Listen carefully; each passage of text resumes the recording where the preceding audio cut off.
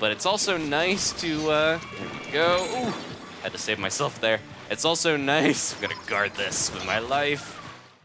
Hey guys, it's Adam, aka Swimming Bird, and welcome to Splatoon. Today we're checking out the results of last weekend's big worldwide Splatfest, and we're also going to take a look and talk about the new weapon that was revealed for Sheldon's Picks Volume 2. So the Splatfest, which every region took part in, was I'd rather go to a fancy party or I'd rather go to a costume party, and it was a little different titled in other regions, which I'll get into in a second. In terms of popularity, Fancy won by only 4%. And then in terms of wins, this was a very close Splatfest, 51% for Fancy, but you guys know what that means. Only a handful of points between them, but the final results was unfortunately not the team that I was a part of. There we go. Boom! Fancy wins by a little over 10 points. Team Fancy schmoozes. Team Costume loses. I guess our costumes weren't creative enough. If you're gonna dress up like a ninja or something, that's how it goes. Well done, superstars. Elegance is forever. All right. And in Europe, because fancy dress actually means costumes, it was a little confusing, but we had black tie versus fancy dress. Here's a look at the Corocoro Splat Roller, and we'll talk about it in a second, as well as the hat and hoodie that are going to be coming out with this new weapon in June with Sheldon's Picks Volume 1, and I'll show you guys what it looked like in Corocoro magazine itself. It's got a nice little symbol on it as well to roll around and have the logo on there. But let's get into some matches.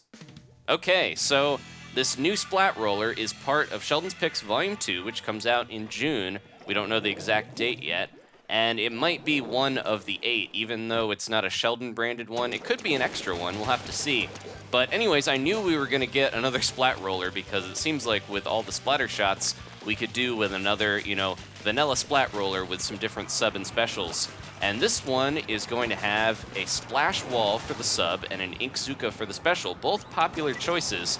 Now, I know a lot of people have said that the splash wall might be kind of useless on a roller because you're not going to really have the range on the normal Splat Roller to, let's see if I can make this push. You're not going to have the range on that Splat Roller to get any splats while you're hiding behind that wall. Jeez, dodged me and went up. Trying to get that Rainmaker pushed as far as possible. But yeah, we'll have to see. I almost wonder if this is going to be more of a support set where you lay down that wall to help out your teammates more than yourself. But the Inkzuka should be good. Pretty much any set is benefited by using the Inkzuka unless you've already got a lot of range on it. But even then, it's a really powerful long-range shot, so it's nice to see on there. But yeah, so we're getting that, and it's got a few unique features, like it looks really cool for one. I showed you guys the picture, and it's got the Corocoro writing on it. Corocoro is a magazine most of you might know from Pokemon leaks and my beacon. I love them all like my children. But yeah, Pokemon leaks have made that magazine pretty famous, just barely held on there. And that's where we've gotten a lot of reveals and things when that magazine leaks out a little early before it's supposed to go to print.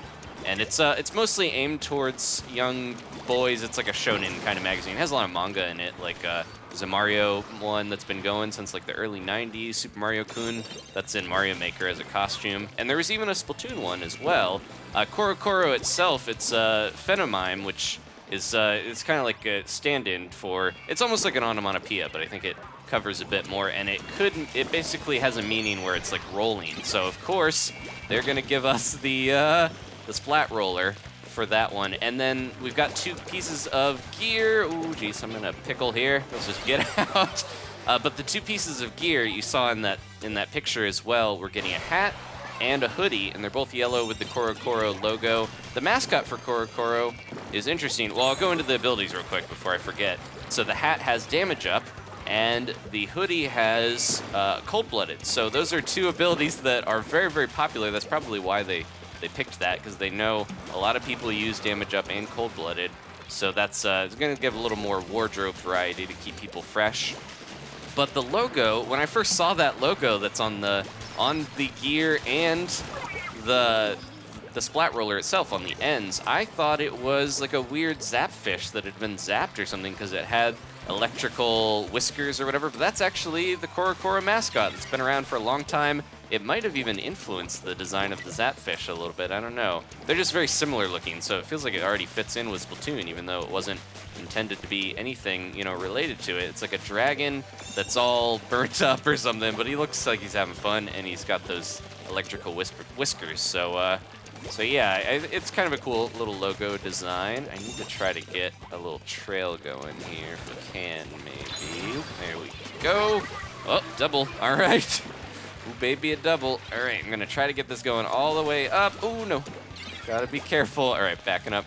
This is one of the better uses, I think, of the Octobrush and the Kraken in Rainmaker is leading a perfect little path. It doesn't work as well with the Inkbrush because it's a lot thinner, but the Octobrush is good at leaving a Kraken-sized path or so to get right in there.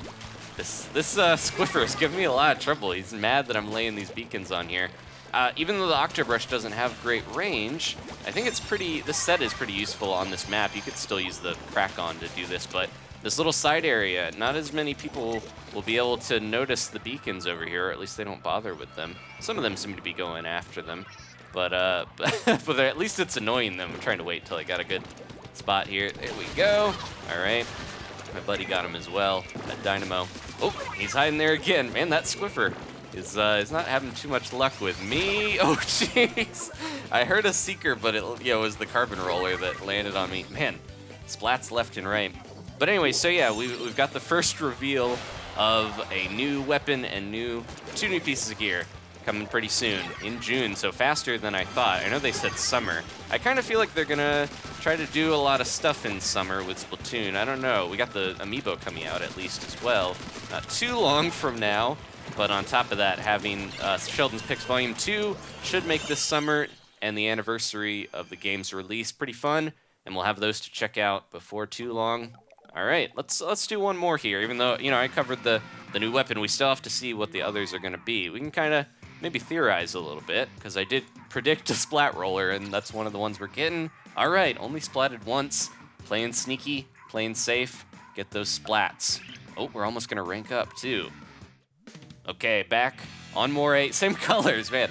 We've got a little duplicate, but hopefully I'll play as well as that other one, and we should be able to rank up. But yeah, so we're getting at least 7 other weapons, possibly 8, it seems like. They haven't confirmed, but I would assume they're not going to make Sheldon's Picks Volume 2 smaller than Volume 1. I think it'll be at least the same size. And I'd like to get some more gear in, but they might be saving some of the new designs for the sequel or the NX version. I've been thinking about the NX a bit because we're not too far off. We're less than a year now. And there's a lot of rumors. I know pretty much for sure because of all the sources we've got that are reputable, we're getting like a Smash port update. And I talked about that recently in a Smash video if you watch that. But Splatoon's also, they would be crazy to not do another Splatoon, even if it's just an update for the NX. And that's kind of my thinking right now. They've got some of the staff working on, maintaining the game and keeping things going with that. While at the same time, and also, making these Sheldon Picks weapons. I'm just going to do this because he's outranging me. There we go. Making the Sheldon Pick weapons. And whoa! Well, I took 2 out at least and then fell off like a fool. So we've got some of the Splatoon developers probably working on the Sheldon Picks, which aren't that, crazy to make, obviously. They're reskins, so they're not going to be too hard to make, but they're also balancing the game and fixing bugs and stuff. So they got a few people on that, but I'm willing to bet the rest of the Splatoon development team is on to the sequel. So they're probably only adding a few other, I think the Corocoro gear that we've got, that one guy fell off. The Corocoro gear, the hoodie, and the hat are actually like reskins of gear we already have as well too. So I feel like any new gear designs we might be getting are probably going to make their way into the sequel rather. They're at the point where they're going to be saving a lot of their ideas, new maps and things like that. I almost wonder if some of it was under development and they're like, oh, we got to get this going for the NX and get that, already started. Whoa. Jeez. I've been putting more damage, I think I mentioned, I've been putting a little bit more damage up on my brushes, especially the permanent ink brush, which I've been using a lot recently since the first Sheldon Picks weapons.